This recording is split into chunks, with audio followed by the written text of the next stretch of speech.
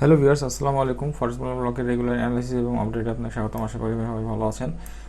তো আমরা USD technical analysis এবং ফান্ডামেন্টাল বিষয়গুলো সম্পর্কে জানবো ইনশাল্লাহ। তো ইউএসডি দেখেন, এটা আমার গত সপ্তাহে অ্যানালিসিস। যারা আমি এটা সম্ভবত ভিডিও করা হয় নাই, আমি আমার টেলিগ্রাম চ্যানেলে পোস্ট করছিলাম। তো অ্যানালাইসিসটা ওভাবে আছে দেখেন। এখানে ফার্স্ট আমাদের যে টার্গেটটা ছিল যে হচ্ছে 280 এই লেভেল থেকে মার্কেট ডাউন হতে পারে, অথবা 280 থেকে যদি ডাউন না হয় তাহলে বলছিলাম যে আপনার এই যে ট্রেন্ড লাইনে যে রেজিস্ট্যান্স এবং এখানে যে একটা রেজিস্ট্যান্স আছে 380 সামথিং এরকম, এখান থেকে ডাউন হতে পারে, এটা আমাদের ই ছিল। এবং টার্গেটটা আমাদের মোটামুটি বেশি নেওয়া আছে, 97-90 এরকম একটা করে। তো আশা করি এরকম হবে। তো দেখা যাক, আজকে আমাদের অ্যানালাইসিস শুরু করি। আমি এটা রিমুভ করে দেই, ট্রেন্ড লাইনটা থাক, যেহেতু ট্রেন্ড লাইনটা লাগতে পারে। আচ্ছা, এখানে সাপোর্ট রেজিস্ট্যান্স তো আমাদের ড্র করা আছে, ট্রেন্ড লাইন ড্র করা আছে, খুব ভালো হলো আর কি। আচ্ছা, এখন যে বিষয়টা মনে হচ্ছে সেটা হচ্ছে যে আমাদের কিন্তু এর আগে স্ট্রং একটা রেজিস্ট্যান্স জোন ছিল হচ্ছে 270 বা এরকম। তো মার্কেট যেহেতু অনেক ডাউন হয়ে গেছে, এটাকে ব্রেক করছে। আমরা এখন এই মুহূর্তে ডিওনে যাই। ডিওনে যাওয়ার পরে আমাদের এখানে একটা রেজিস্ট্যান্স দেখতে পাবো, যেটি ইতিমধ্যে এতদিন সাপোর্ট হিসেবে ব্যবহার হয়েছে।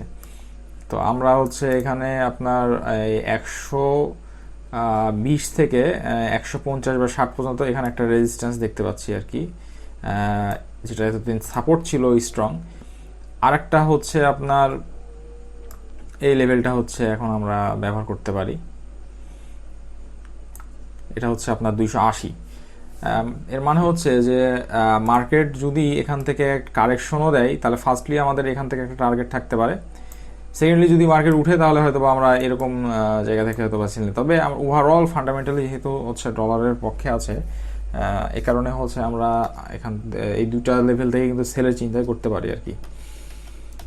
আচ্ছা, তো এখন যে অবস্থানে আছে দেখেন, গত 14 জুলাই হচ্ছে মার্কেট নামছিল হচ্ছে আপনার 99-49 পর্যন্ত। তো আমার যেটা মনে হয় যে মার্কেট হয়তো বা কারেকশন দেওয়ার আগে এই লেভেলটা টাচ করতে পারে আর কি। মার্কেট একটা কারেকশন দিবেই, যখন মানে সময় নিক, মানে মার্কেট খুলে মানে শুরু হয়ে নিক অথবা কিছু সময় নেয় নিক, মার্কেট একটা কারেকশন দিবে। কারণ ভালো পরিমাণে যেহেতু এখানে ডাউন হয়েছে, স্বাভাবিকভাবে ইউএসডি কিন্তু কারেকশন দেয় আর কি। এখানে দেখেন প্রায় হচ্ছে 290 বিপসের মতো ডাউন হয়েছে। এত দূর যদি আসে প্রায় 300-350 বিপস, 350 বিপস ডাউন হলে ইউএসডি ন্যাচারালি 150 থেকে 100 বিপসের মতো একটা কারেকশন আসে, এই হচ্ছে বিষয় ইউএসডিতে। তো আমাদের হচ্ছে তাহলে যে বিষয়টা এখানে থাকবে সেটা হচ্ছে যে আপনার মার্কেট ওপেনের পর সবচেয়ে বেস্ট হয় হচ্ছে যদি আমরা এই লেভেলটা থেকে যদি আমরা শর্ট নিতে পারি আর কি। এই লেভেলটা সবচেয়ে ইম্পর্টেন্ট। তো এখান থেকে আমাদের শর্ট নেওয়ার চেষ্টা করতে হবে। ইউএসডি মূলত টেকনিক্যাল এই বিষয়টা আর কি, কারেকশন দেওয়ার পরে আমরা হচ্ছে শর্ট পজিশনে যাব আমাদের নিজের সাথে মিলিয়ে। এছাড়া এখানে আর বেশি কিছু মানে এই করার নাই আর কি, মানে এই অবস্থায়। কারণ হচ্ছে ফান্ডামেন্টাল দিকে আমি যাব এটার পরেই। ফান্ডামেন্টাল বুঝতে পারবেন যে আসলে ডলার কিন্তু মানে শক্তিশালী অবস্থান বজায় রয়েছে এবং ইউরোর অবস্থাটা কিছুটা আবার খারাপের দিকে যাচ্ছে আর কি। এটা বিষয় নিয়ে আলোচনা করব। তো আমাদের হচ্ছে যে লেভেলটা সর্বশেষ সেখানে সাপোর্ট, এটা হচ্ছে 97-86, সেটা এই সপ্তাহে টাচ করতে পারে। কিছু বিষয় কাজ করবে অবশ্য, সেগুলো যদি ঠিকঠাক হয় এবং সব যদি মোটামুটি স্বাভাবিকই থাকে তাহলে হয়তো বা একটা ডাউন ট্রেন্ড হিসেবে নেমে যাবে। তাহলে আমাদের হচ্ছে দুইটা লেভেল আমি করে দেখাই দিচ্ছি, যেখান থেকে আমরা শর্ট নিতে পারি। অবশ্যই নিজেদের অ্যানালাইসিসের সাথে মিলিয়ে আমরা হচ্ছে শর্ট পজিশনগুলো নিতে পারি। একটা হচ্ছে এখান থেকে নিতে পারবো,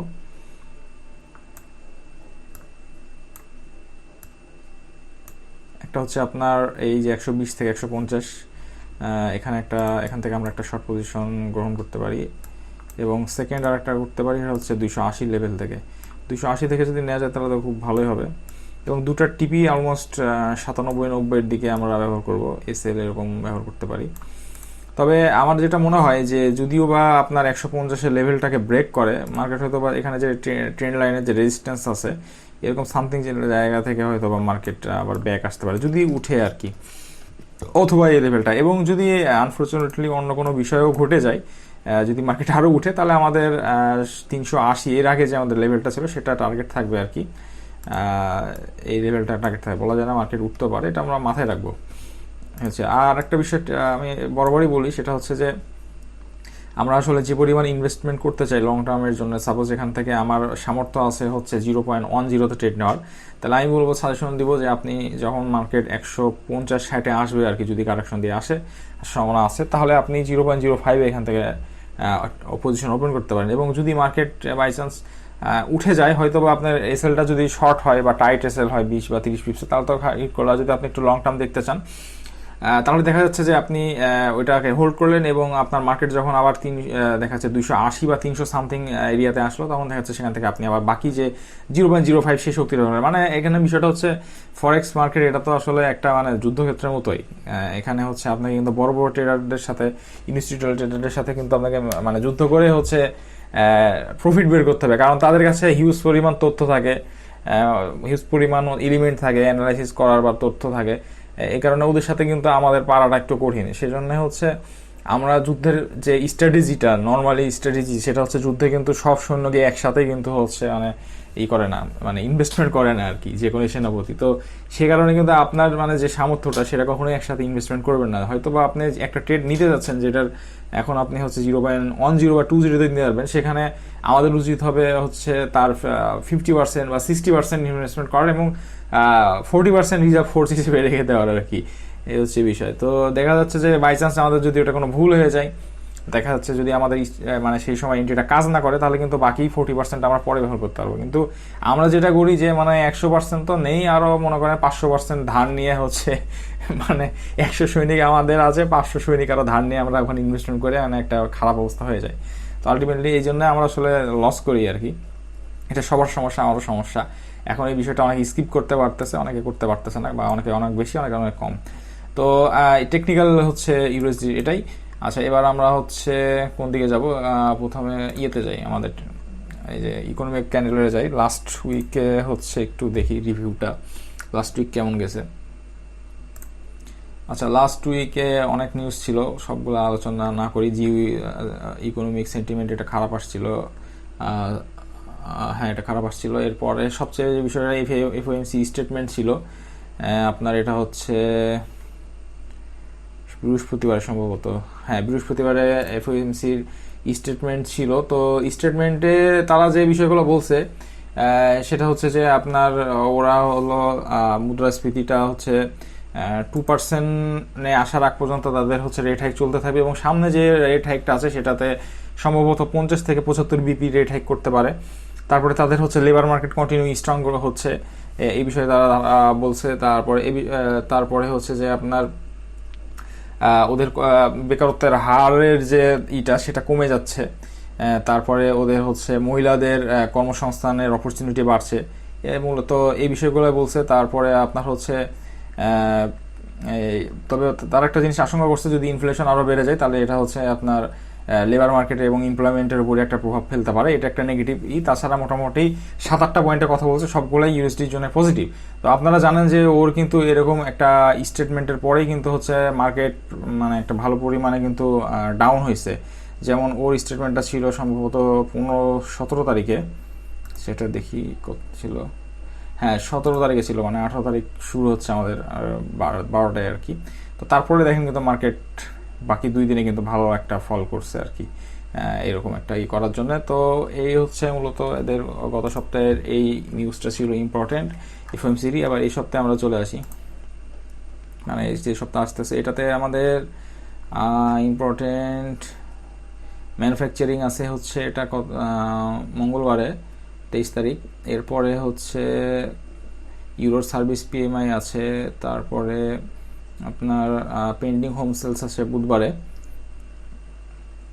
এরপরে ইম্পর্টেন্ট যে নিউজ ডাটা আছে সেটা হচ্ছে জার্মান আইএফও বিজনেস ক্লাইমেট ইন্ডেক্স, এটা খারাপ আসবে ফরকাস্ট করা হয়েছে। ও এরপরে জার্মান জিডিপি আছে, এটা অবশ্য কোনো কিছু দেওয়া নাই, ফরকাস্ট করা নাই, প্রিভিয়াস ডাটাও দেওয়া নাই।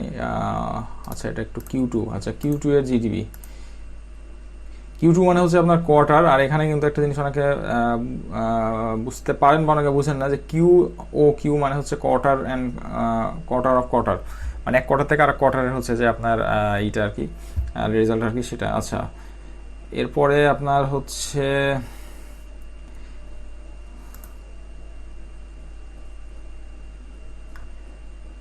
আচ্ছা প্রিভিয়াস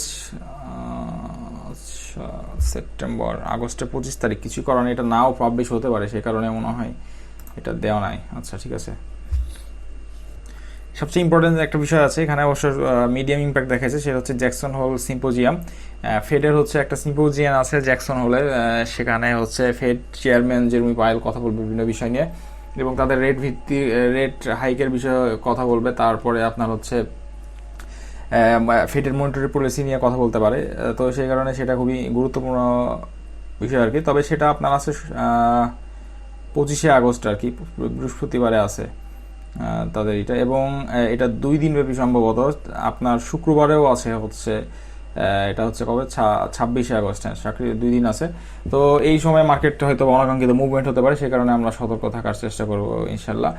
তো ইউএসডি হচ্ছে ফান্ডামেন্টালি মূলত এটাই বিষয় ছিল।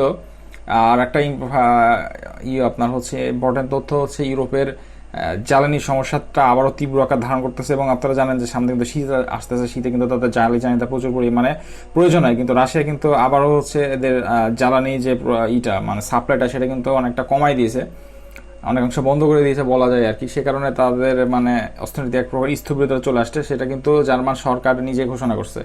তো এই সব মিলে কিন্তু ইউরোর অবস্থা আসলে খুবই দুর্বল ফান্ডামেন্টালি। তো আমরা আসলে অনাকাঙ্ক্ষিত কোনো বিষয় ছাড়া ইউরোকে হয়তো খুব বেশি এই সপ্তাহে শক্তিশালী দেখতে পাবো না, আমরা হয়তো দুর্বল হিসেবে দেখবো।